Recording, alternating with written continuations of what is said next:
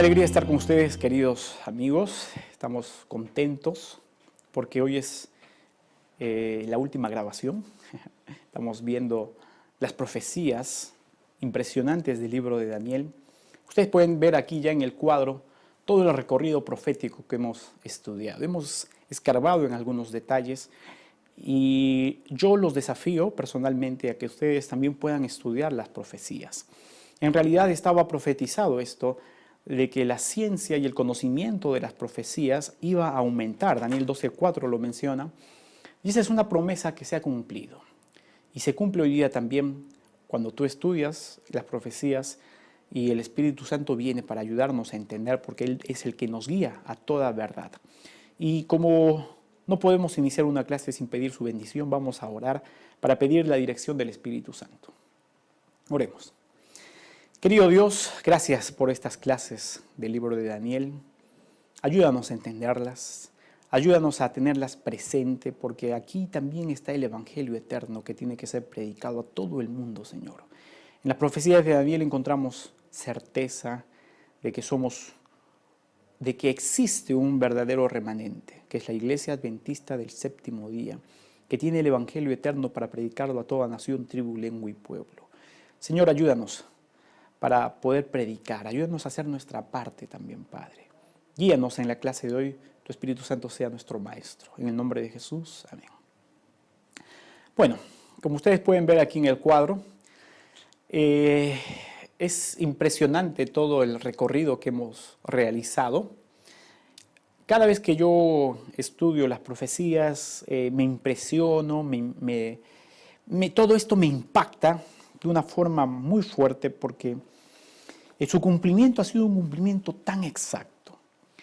La clase de ayer vimos este paralelismo que nos ha ayudado a descifrar el significado de las profecías de Daniel 10 y 12. Como mencioné, estas profecías de Daniel 10 y 12 son un desafío y todavía lo son para muchos estudiosos de la Biblia. Tú lo puedes leer, yo estoy seguro que ya lo han leído. Y ustedes se habrán dado cuenta que ahí hay muchos detalles que son todavía difíciles de comprender. Por eso el camino más seguro para poder descifrar esta profecía, y es el que hemos recorrido, es viendo el paralelismo que existe entre la profecía de Daniel 2, 7, 8, 9 y capítulos 10 al 12. Con eso hemos podido ver que Daniel 10 al 12 está siguiendo el mismo derrotero, el mismo camino profético de las profecías anteriores. Vimos que Daniel 10 al 12 hablaba de Medo-Persia, porque ya está viviendo allí el profeta Daniel. Daniel no está viviendo en el tiempo de Babilonia, porque las profecías se empiezan a cumplir desde el tiempo del profeta. Por eso ya no se menciona Babilonia, no hay necesidad de mencionarlo. Y después continuará con Grecia, Roma papal, que hemos visto que su obra Sacrílega es una obra pero impresionante. Después vendrá el tiempo del fin, que se inaugura en 1798, lo vamos a ver hoy día un poquito más de cerca, y después continuará con la resurrección de los santos, y allí la terminación y conclusión del gran conflicto, donde aparece la imagen de Miguel. Miguel, el gran príncipe. Es el mismo príncipe que en el Daniel capítulo 9, versículos 24 al 27, aparece como el Mesías príncipe. Es ese Mesías que ha sido crucificado, es Miguel. Y Miguel justamente significa quién es como Dios. Miguel siempre aparecerá en escenas de conflicto. En el capítulo 11 y el capítulo 12, la escena es del conflicto allí entre el reino del norte, el reino del sur. Hay todo un conflicto y Miguel aparece para defender a los suyos. Porque el juicio, como hemos estudiado, se da a favor de los santos del Altísimo. Miguel siempre aparecerá en ese contexto. En el libro de Judas, si no me equivoco, el versículo 9, Miguel aparecerá nuevamente allí, pero para reclamar el cuerpo de Moisés. En el capítulo 12 del libro de Apocalipsis, Miguel aparecerá para contender contra la serpiente antigua que se llama Diablo y Satanás y echarlo del cielo. Estas escenas nos muestran que Miguel es el ser que se opone al gran conflicto iniciado por Satanás, es decir, es Jesucristo, el Mesías príncipe. Hoy día, en esta última clase, vamos a revisar los tiempos proféticos que aparecen aquí en las profecías de Daniel, especialmente el capítulo 12. Vamos a iniciar leyendo el versículo 4 de Daniel 12. Con este versículo ya se introduce la conclusión de la visión y la introducción del epílogo final. Dice: pero tú, Daniel, cierra las palabras, sella el libro hasta el tiempo del fin. Muchos correrán de aquí para allá y la ciencia aumentará. Fíjense que aquí el libro de Daniel está cerrado hasta el tiempo del fin. Y esto fue una realidad. El libro de Daniel no se comprendía. Daniel mismo no pudo entender muchos de estos detalles. Durante el imperio de Roma no entendían, pero empezó a abrirse las profecías de Daniel en el tiempo de la Reforma. Por ejemplo, yo puedo mencionar a Martín Lutero.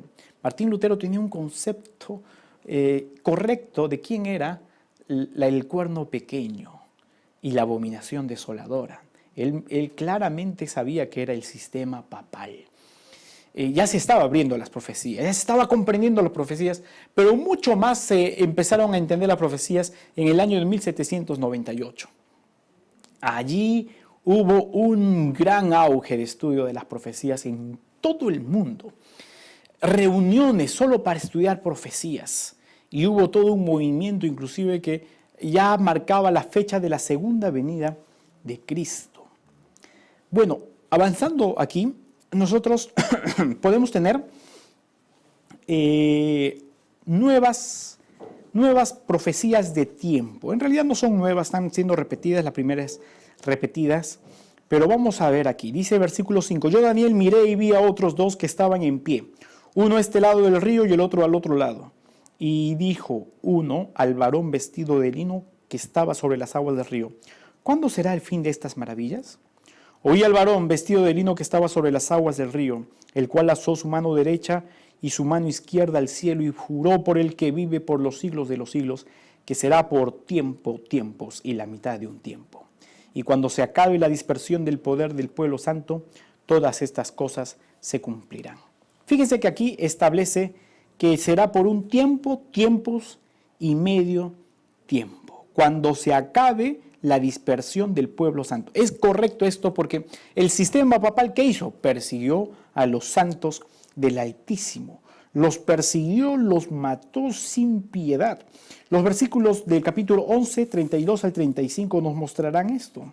El versículo 31, como hemos visto, habla del establecimiento de la abominación desoladora. Y los versículos 32 al 35 doy lectura. Dice: con lisonja seducirá a los violadores del pacto, pero el pueblo que conoce a su Dios se esforzará y actuará. Los sabios del pueblo instruirán a muchos, pero durante algunos días caerán a espada y a fuego, en cautividad y despojo. En su caída serán ayudados con un pequeño socorro, y muchos se juntarán a ellos con lisonjas.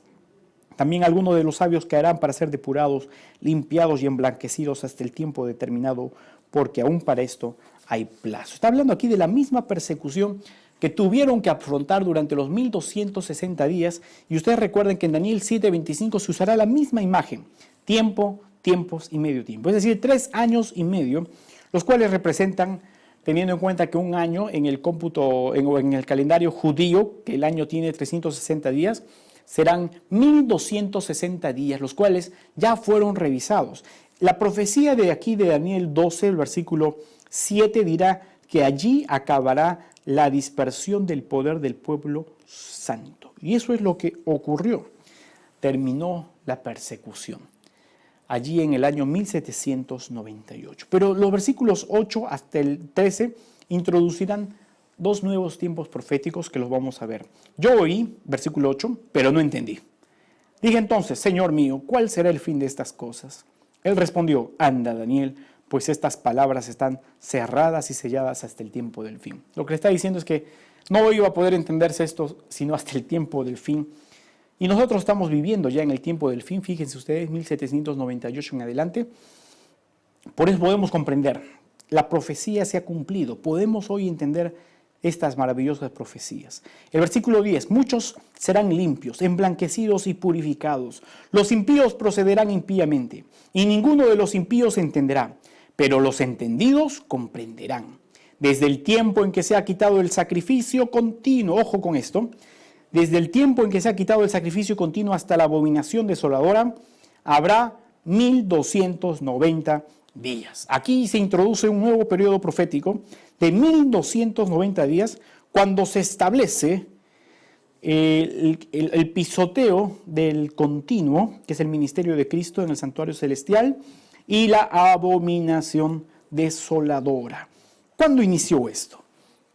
¿Recuerdan ustedes los reinos divididos? Sí, ¿verdad? Allí en Daniel 7, la bestia indescriptible tenía reinos divididos, 10 reinos divididos. Y cuando surgió el cuerno pequeño, empezó a surgir derribando 3 reinos. Y el primer reino que fue derribado son los visigodos en el año 508. Voy a colocar aquí los 1290 días, ahí está el tiempo. Y coloco el año 508 cuando fue derribado los visigodos, el primer reino. Los francos, que era justamente uno de estos reinos divididos, que hoy día representa Francia, estos francos fueron los que se encargaron de aniquilar. El rey se llamaba, el que lideraba toda esta guerra, Clovis, y este Clovis se lo conoce como el segundo Constantino, porque él también se volvió cristiano, se bautizó Clovis y unió el poder del Estado al poder de la Iglesia. Con esto se inicia el poderío de la Iglesia Católica, que después del año 538, eliminando al último, a los ostrogodos, al último reino, podrá ya tener sumo control completo y total. Pero el 508, contando 1290 días, como ya hemos entendido, 1290 días no son días literales, porque aquí los símbolos de las imágenes que aparecen se agrandan porque representan grandes reinos, grandes potencias. Igual el tiempo debe de ser agrandado, aplicando el principio día por año, como ya lo estudiamos anteriormente. Entonces son 1290 días. Sumado 508 más 1290 días, es interesante que llegamos al año 1798. Es exacto, parece que se han puesto aquí de acuerdo. ¿Qué pasó el año 1798? Y es interesante que el mismo poder que se encargó de establecer, es decir, los francos, se encargaron de establecer al sistema papal, derrocando a un cuerno, a un reino. En 1798 los mismos francos, que será Francia, en plena Revolución Francesa, se encargarán también de derrocar, pero ahora el sistema papal. Eso fue lo que ocurrió, en cumplimiento de las profecías. Con esto, en el año 508, como dice la profecía, el continuo, el versículo 11, será quitado el continuo, que es el ministerio de Cristo en el santuario celestial. Y se introducirá la abominación desoladora. Esta abominación desoladora, la palabra abominación desoladora tiene mucha relación con la idolatría abominable que se introducía en el santuario y que profanaba el santuario. Esta idolatría era una abominación. La palabra desoladora tiene que ver con la desolación que causa un ejército cuando viene y ataca una ciudad y lo deja desolada. Entonces la abominación iba a ser de tal magnitud que iba a dejar desolado la salvación de muchas personas, porque no podrían ellos acceder al ministerio de Cristo en el santuario celestial, ya que están siendo engañados porque hay otros intercesores. La iglesia, el sistema papal, los santos, ¿no? Las almas de los santos, la Virgen María, los mismos sacerdotes que creen que tienen el poder de perdonar los pecados. Bueno, está siendo todo el ministerio de Cristo pisoteado y la abominación desoladora está siendo establecida. Los siguientes versículos, doy lectura, el versículo 12 dice: bienaventurado el que espere y llegue a 1335 días. Hay un nuevo tiempo profético, 1335 días. En cuanto a ti, tú irás hasta el fin y reposarás y te levantarás para recibir tu heredad al fin de los días. Entonces acá hay una bienaventuranza para el que llegue a los 1335 días.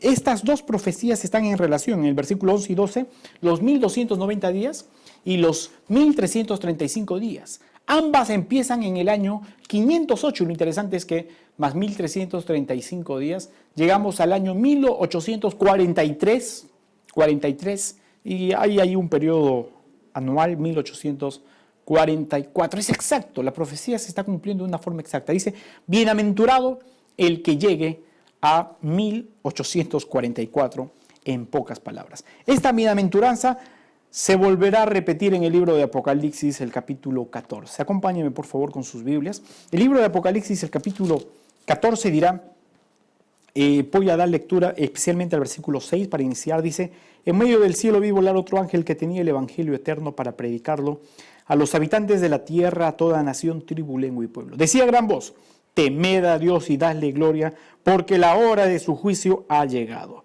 Adorad a aquel que hizo el cielo, la tierra, el mar y las fuentes de las aguas. Fíjense que este mensaje introduce el juicio. La hora de su juicio ha llegado. ¿Cuándo se introdujo el juicio? Hemos revisado que el juicio se introdujo en el año 1844. Daniel 2 está diciendo: bienaventurado el que llegue a esta fecha. Y el capítulo 14 de Apocalipsis, el versículo 13, lo dirá nuevamente. Y oí una voz que me decía desde el cielo: escribe, bienaventurados de aquí en adelante los muertos que mueren en el Señor. Sí, dice el Espíritu, descansarán de sus trabajos porque sus obras con ellos siguen. La misma bienaventuranza se vuelve a repetir en Apocalipsis 14 para las personas que predican, que escuchan y aceptan el mensaje de los tres ángeles. Esto significa que el año 1844 inició un nuevo mensaje con el juicio, la proclamación del juicio, la proclamación de adorar al Creador. Todo esto contrarrestando la obra impía que está realizando el sistema papal, que en realidad el que lo está controlando es el dragón, la serpiente antigua que se llama Diablo y Satanás. Aquí hay un conflicto. Miguel aparece para defender a su pueblo, para establecer un nuevo pueblo, levantar una nueva iglesia que proclame la palabra de Dios.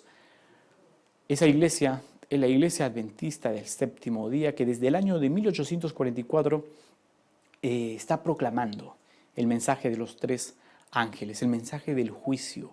Está restableciendo, restaurando la verdad que está en la palabra de Dios. El sistema de verdad que la Biblia nos habla está siendo restaurado por la iglesia adventista. Las profecías son exactas, su cumplimiento es muy claro y muy marcado. Apocalipsis 14, el versículo 15, después dirá que la hora de cegar ha llegado. Es decir, el juicio es antes de la hora de cegar y la hora de cegar es con el reino de Dios. El cuadro profético, con esta última imagen, ya se nos aclara y todo el panorama está muy claro. El paralelismo está muy claro. Los tiempos proféticos están bien marcados, bien señalados. Y fíjense que todas las profecías de Daniel inician en el tiempo del profeta y terminan en el tiempo o con el establecimiento del reino de Dios.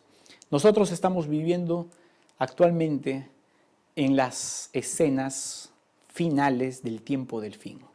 Estamos a punto, el tiempo está llegando, está a punto, no falta casi nada para que el reino de Dios se establezca en esta tierra. Las escenas finales están cumpliéndose. El libro de Apocalipsis dirá algunas escenas aquí, introducirá nuevas escenas que sucederán en el tiempo del fin, poco antes de la segunda venida de Cristo.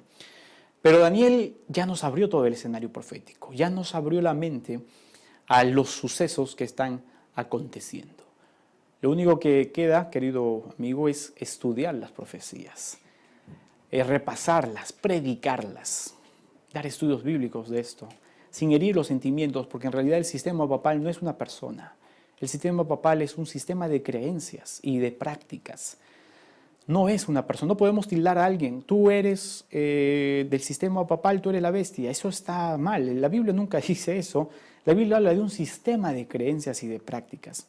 E inclusive Martín Lutero así lo entendió. El sistema papal, como el cuerno pequeño, como el anticristo, era el sistema de creencias falso, espurio, blasfemo, profetizado por Daniel. Dios estableció ahora un nuevo sistema que ha sido introducido por la Iglesia Adventista del Séptimo Día. Tenemos una misión, la misión de predicar y de compartir nuestro sistema de creencias, que es la verdad. Y al compartir ese sistema de creencias, todo ese sistema de creencias está centrado en la salvación en Cristo Jesús. La meta principal es que muchas personas puedan aceptar a Cristo Jesús como su Salvador, para que puedan ellos resucitar en esa resurrección especial. A Daniel se le promete que él participará de la resurrección. Y nosotros hoy día también podemos participar de esa resurrección especial. Solo tenemos que aceptar la cruz de Cristo, aceptar su salvación, su justificación, su perdón, aceptarlo como nuestro único Salvador e intercesor. Que Dios te bendiga. Vamos a terminar toda esta serie de clases con una oración. Querido Dios, estamos agradecidos porque en tu palabra podemos encontrar esperanza, podemos encontrar certeza, podemos encontrar, Señor, el cumplimiento verdadero que anima, fortalece nuestra fe. Estamos viviendo en las horas finales, Señor, de la historia de esta tierra. Ayúdanos para proclamar tu mensaje. Ayúdanos para vivir vidas que sean gratas a ti, que nuestro carácter se asemeje al tuyo. Perdona nuestros pecados, Señor. Ayúdanos a ser como tú y guíanos siempre. Gracias por estas clases y por este diplomado. En el nombre de Jesús, amén.